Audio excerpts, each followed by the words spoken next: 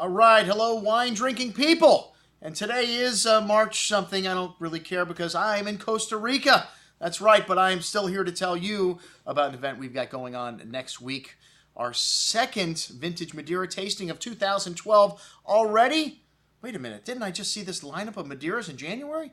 Yes, folks, that's right. We did the same exact wines just a few months ago. And for those of you that know Madeira, they're even better after they're open for a month or two, these great old dinosaur of wines. Madeira is a very famous wine. Well, it's an island off the coast of Morocco, North Africa, but a very famous wine here in this country. Well, around when the colonies were here and right about this nation was being formed, we used to have to pay taxes to Britain on anything that came off of Europe. Well, the Americans don't like to pay taxes, so this was one beverage that was not taxed, so we had a love affair with Madeira.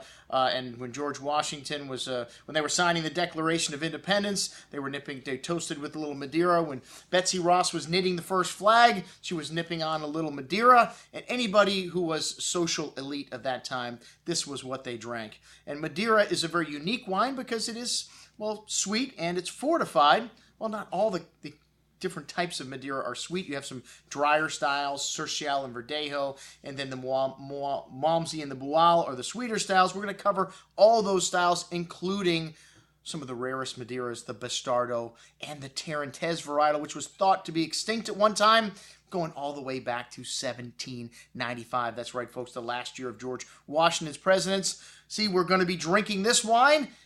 Well, it's been open for 2 months.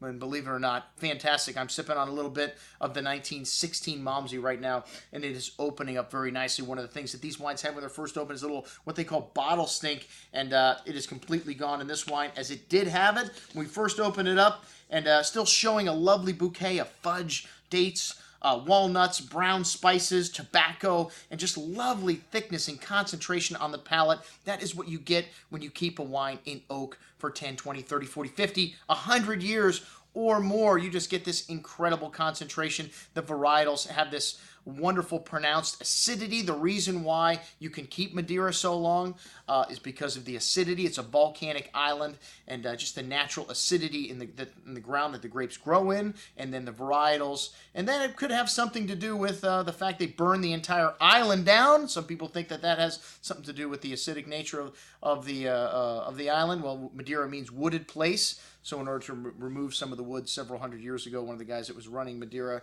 ruling the island, said, let's burn some of the forest. And 7 years later, the entire island had pretty much burned down. But no matter what it is, these wines, incredibly special. And like I said, the wines we're going to be showing you on March 22nd, the same wines we opened up in January, and really starting to stretch their legs now as they've had a little time to open up again. The longer you keep wine in wood, the more exposure to oxygen it can take. And like I said, this 1916 is just showing brilliantly right now. All right, well, check it out. I've included all the Madeiras that we have to sell on this offering as well. And Toni's menu was absolutely spectacular with the wines yesterday. It's all on this offering. I'm your host, Andrew Lampasone, signing off for the Wine Watch, saying remember, always drink the good stuff first.